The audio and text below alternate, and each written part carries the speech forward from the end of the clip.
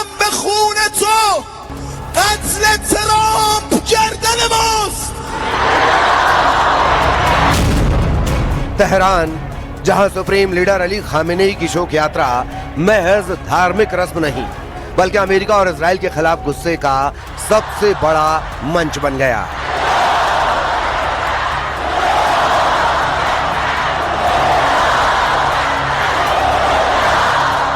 Ayatollah Ali Khamenei की अंतिम यात्रा में उमड़ी लाखों की भीड़ ने अमेरिका और ब्रिटेन के झंडों को जला दिया।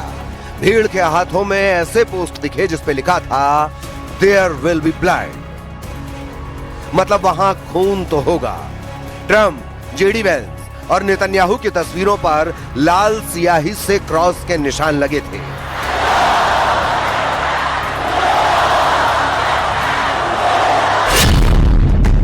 क्या ईरान ने 3000 किलोमीटर तक बिछा दिया अमेरिका से बदले का प्लान?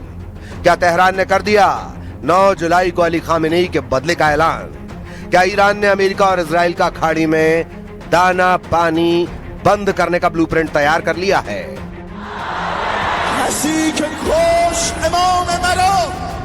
हाथों में लाल झंडे, बदले का शोर, लाखों की भीड़ और 3000 किलोमीटर लंबी शोक यात्रा के जरिए तेहरान ने अमेरिका और इजराइल के साथ ही सऊदी अरब और खाड़ी के दूसरे देशों को दिखा दिया है कि वो अकेला नहीं है, पूरा ईरान सभी पर भारी है।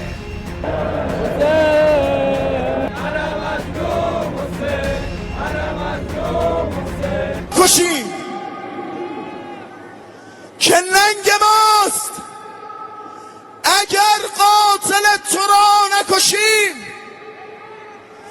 از این به بعد کفن جای جام بر تن ماست. قسم به خون تو قتل ترامپ گردن ماست. तेहरान की सड़कों पर उमड़ी भीड़ ने सिर्फ अपने सर्वोच्च नेता को श्रद्धांजलि नहीं दी बल्कि एक राजनीतिक संदेश भी दिया।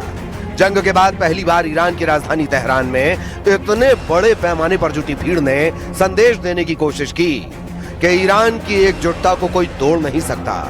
यही वजह है कि अब दुनिया की निगाहें सिर्फ तेहरान पर नहीं बल्कि वॉशिंगटन, तेल अवीव और पूरे खाड़ी पर टिक गई हैं, क्योंकि सवाल सिर्फ सुप्रीम लीडर की शोक यात्रा का नहीं है। सवाल है कि क्या तेहरान का शक्ति प्रदर्शन आगे किसी नई कूटनीति या सैन्य टकराव की भूमिका बनेगा?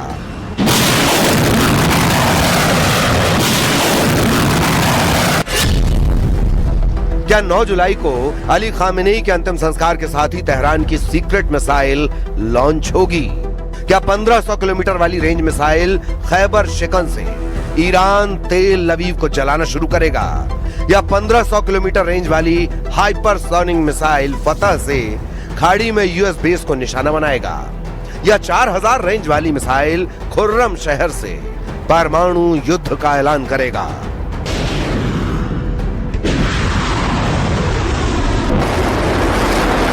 ऐसे तेहरान पहले ही जंग की चेतावनी दे चुका है। ईरान ने धमकी दी है कि अली खामेनेई की यात्रा के दौरान अगर एक भी हमला हुआ तो वो अमेरिकी ठिकानों को तबाह करना शुरू कर देगा और इजराइल को जला देगा।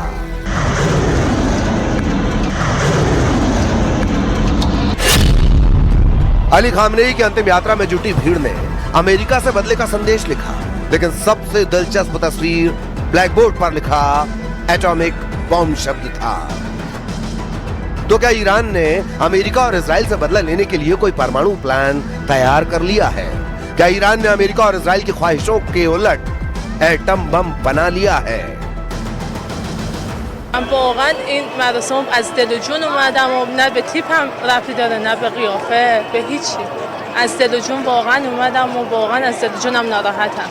یک روزی اگه فرزندم از من بپرسه که تو چنین روزی کجا بودی، خجالت نکشم بگم خونه نشسته بودم از قاب تلویزیون میدیدم، بگم وسط این مردم داشتم به سر و سینم میزدم برای عزاداری آقا. مهمترین ویژگی رهبرم به نظرم اقتدارشون بود، واقعا مقتدر بود. ईरान से अमेरिका और इजराइल की लड़ाई परमाणु प्रोग्राम पर हुए टकराव के बाद ही शुरू हुई। नेतन्याहू और ट्रंप ने सबसे पहले ईरान के परमाणु ठिकाने पर ही हमला किया। और जब जंग इसके आगे बढ़ी तो पूरी खाड़ी जलने लगी। अमेरिका और इजराइल को अंदाजा भी नहीं था कि तेहरान बैलिस्टिक और हाइपरसोनिक ताकत के साथ पलटवार करेगा।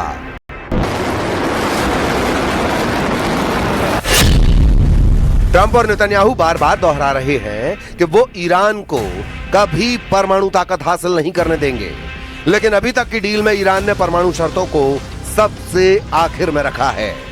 ईरान ने तो अपने परमाणु प्रोग्राम पर किसी तरह की बात करने से भी इनकार कर दिया है।